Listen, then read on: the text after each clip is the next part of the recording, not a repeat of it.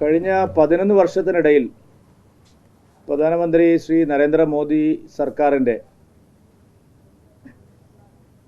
ആ സർക്കാർ അവതരിപ്പിച്ച ബജറ്റുകളിൽ ഏറ്റവും മികച്ച ബജറ്റുകളിൽ ഒന്നാണ് 2025 ഇന്ന് അവതരിപ്പിച്ച കേന്ദ്ര ബജറ്റ്. ഇത്രയും സാധാരണക്കാർക്കും ഇടത്തരക്കാർക്കും സ്ത്രീകൾക്കും കർഷകർക്കും യുവാക്കൾക്ക് പ്രത്യേകിച്ചും ഇത്രയും അധികം ആനുകൂല്യങ്ങൾ ലഭിച്ച മറ്റൊരു ബജറ്റും നാം കണ്ടിട്ടില്ല. ചരിത്രപരമായിട്ടുള്ള പല പ്രഖ്യാപനങ്ങളും ഈ ബജറ്റിലുണ്ട്.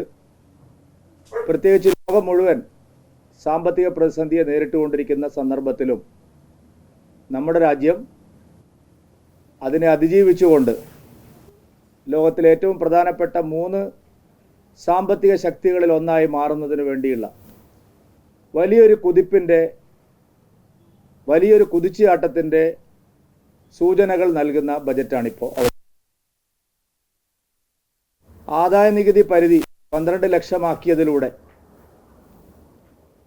ഇടത്തരക്കാരും സർക്കാർ ഉദ്യോഗസ്ഥരും ഏറ്റവും കൂടുതലുള്ള സംസ്ഥാനം എന്നുള്ള നിലയിൽ കേരളത്തിനായിരിക്കും അതിൻ്റെ ഏറ്റവും വലിയ പ്രയോജനം ലഭിക്കാൻ പോകുന്നത്. കാരണം ഇവിടെ സർവീസ് മേഖലയിലാണല്ലോ കൂടുതൽ ആളുകൾ ബന്ധപ്പെട്ട് നിൽക്കുന്നത്. സർക്കാർ ഉദ്യോഗസ്ഥരും ഇടത്തരക്കാരും അതുപോലെ ചെറുകിട സംരംഭകരും ചെറുകിട കച്ചവടക്കാരും വലിയ തോതിൽ പ്രയോജനം സാധാരണക്കാർക്ക് ലഭിക്കുന്നതാണ്. മാസത്തിൽ 5000 മുതൽ 20,000 രൂപ വരെ ലാഭിക്കാൻ സർക്കാർ ഉദ്യോഗസ്ഥന്മാർക്കും ഇടത്തരക്കാർക്കും കഴിയുന്നു എന്നുള്ളതാണ് ഇതിൻ്റെ ഏറ്റവും വലിയ ത്തിലാണെങ്കിൽ നമുക്കെല്ലാവർക്കും അറിയാം, DA കുടിശ്ശികയായിട്ട് നിൽക്കുന്നു. കേന്ദ്ര സർക്കാർ 50% കൂടുതൽ DA നൽകുമ്പോൾ കേരളത്തിൽ എപ്പോഴും 6%, 7% DA ആണ് നൽകുന്നത്. പക്ഷെ അത് തന്നെ സർക്കാർ ഉദ്യോഗസ്ഥന്മാർക്ക് ലഭിക്കുന്നില്ല. ധനകാര്യ കമ്മീഷനും അതുപോലെ ശമ്പള കമ്മീഷനും കേന്ദ്ര സർക്കാരിൻ്റെ ഭാഗത്തു നിന്ന് ശക്തമായിട്ടുള്ള നീക്കങ്ങളാണ്. ഇപ്പോൾ പുതിയ ശമ്പള കമ്മീഷൻ പ്രഖ്യാപിച്ചിരിക്കുകയാണ് കേന്ദ്ര സർക്കാർ. കാലാവധി തികയുന്നതിന് മുമ്പ് തന്നെ പുതിയ ശമ്പള കമ്മീഷൻ പ്രഖ്യാപിച്ചിരിക്കുകയാണ്. അപ്പോൾ വലിയ ആനുകൂല്യങ്ങളാണ് സർക്കാർ ഉദ്യോഗസ്ഥന്മാർക്കും ഇടത്തരക്കാർക്കും ഇതുവഴി ലഭ്യമാവുന്നത്. ചെറുപ്പക്കാരെ സംബന്ധിച്ചിടത്തോളം സംരംഭകർക്ക് വലിയ തോതിലുള്ള സഹായങ്ങളാണ് ഈ ബജറ്റ് പ്രഖ്യാപിച്ചിരിക്കുന്നത്. MSMEയുടെ പരിധി ഈടില്ലാത്ത വായ്പ 1 കോടിയിൽ നിന്ന് 5 കോടിയായി വർദ്ധിപ്പിച്ചിരിക്കുക. കേരളത്തെ സംബന്ധിച്ചിടത്തോളം ചെറുകിട സംരംഭകർക്ക് ഇത് വലിയ പ്രയോജനം നൽകുന്ന ഒരു തീരുമാനമാണ്. സ്റ്റാർട്ടപ്പുകളുടെ വായ്പ 10 കോടിയായിട്ട് വർദ്ധിപ്പിച്ചു. പുതിയ സംരംഭങ്ങൾ ആരംഭിക്കുന്നവർക്ക് സ്റ്റാർട്ടപ്പുകൾക്കെല്ലാം വലിയ പ്രോത്സാഹനം നൽകുന്ന നടപടിയാണ് സർക്കാരിൻ്റെ ഭാഗത്തുനിന്നുണ്ടായിരിക്കുന്നത്. കേരളത്തിലെ സാധാരണക്കാരെ സംബന്ധിച്ചിടത്തോളം അത് ചെറുപ്പക്കാരായാലും ശരി, സർക്കാർ ഉദ്യോഗസ്ഥരായാലും ശരി, ഇടത്തരക്കാരായാലും ശരി, അതുപോലെ മുതിർന്ന പൗരന്മാരായാലും ശരി, അവരെല്ലാം കാര്യമായിട്ട് സ്വാധീനിക്കുന്ന ഒരു ബജറ്റാണ് ഇപ്പോൾ അവതരിപ്പിച്ചിരിക്കുന്നത്. കാർഷിക മേഖലയിൽ വലിയ സഹായങ്ങളാണ് കേന്ദ്ര സർക്കാർ പ്രഖ്യാപിച്ചിരിക്കുന്നത്. അതിലെടുത്തു പറയേണ്ട ഒരു കാര്യം, മറൈൻ മേഖലയിൽ, മത്സ്യബന്ധന മേഖലയിൽ, തീരദേശവുമായി ബന്ധപ്പെട്ട് ജീവിക്കുന്ന ആളുകളുടെ മേഖലയിൽ ഉണ്ടാകുന്ന പുതിയ പ്രഖ്യാപനങ്ങളെല്ലാം തന്നെ ഏറ്റവും വലിയ പ്രയോജനം കിട്ടാൻ പോകുന്നത് കേരളത്തിനായിരിക്കും.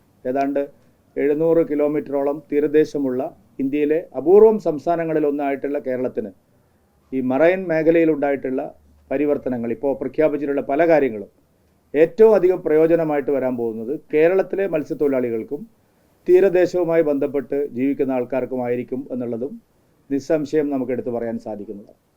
അതുപോലെ തന്നെ കർഷകർക്ക് വേണ്ടിയുള്ള പല പ്രഖ്യാപനങ്ങളും, വിള ഇൻഷുറൻസിൻ്റെ പരിധി വർദ്ധിപ്പിച്ചിരിക്കുന്നു.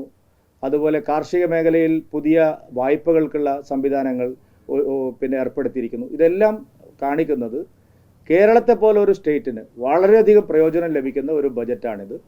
ഏറ്റവും അധികം ഗുണഭോക്താക്കൾ വരാൻ പോകുന്ന ഒരു സ്റ്റേറ്റ് കേരളമായിരിക്കും. ഇന്നത്തെ ബജറ്റിൻ്റെ ഒരു മേജർ അതിൻ്റെ ഗുണഭോക്താവ് രാജ്യത്ത് നമ്മൾ മറ്റ് പല സംസ്ഥാനങ്ങളുമായിട്ട് തട്ടിച്ചു നോക്കുമ്പോൾ ഒരു ഗുണഭോക്താവ് കേരളമായിരിക്കും.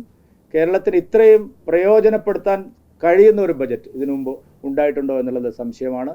ടൂറിസം മേഖലയിൽ, തൊഴിൽ സംരംഭങ്ങളുടെ കാര്യത്തിൽ, കാർഷിക മേഖലയിൽ, ഇടത്തരക്കാരുടെ മേഖലയിൽ, സർവീസ് മേഖലയിൽ എല്ലാം വലിയ മാറ്റങ്ങളാണ്.